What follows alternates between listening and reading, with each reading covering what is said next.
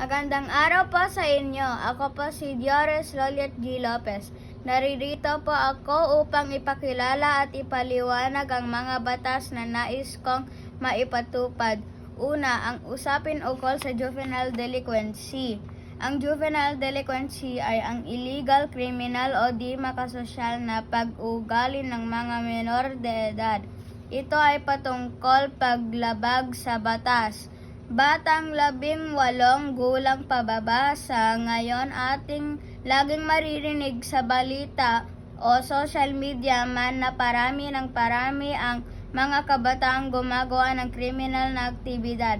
Nararapat lamang na ang gobyerno ay gumagawa ng batas na nag-aayon at luluksan sa aktibidad.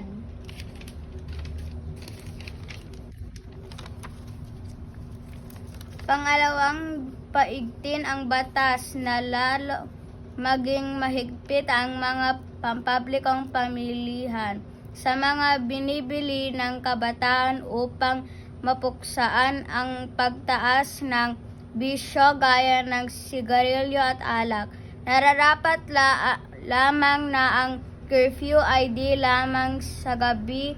Dapat magkaroon ng mahigpit na ordinansya gaya sa mga 7-Eleven na mag-check ng mga ID ng man kabataan nais bumili ng alak o sigarilyo upang tayo ay makasigurado na hindi ito napupunta sa kamay ng mga kabataan.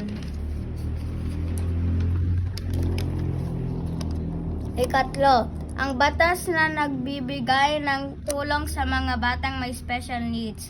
Sa panahon ngayon, kahit na ang mga daluba sa medicine ang nabila sa biglang paglobo ng bilang ng may batang may special needs gaya ng autism on global development delay.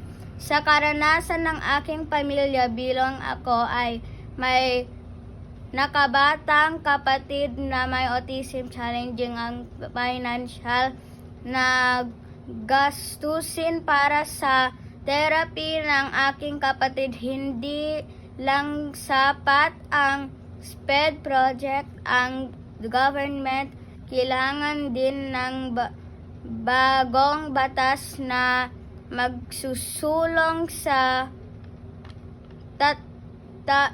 tulong financial or thank you.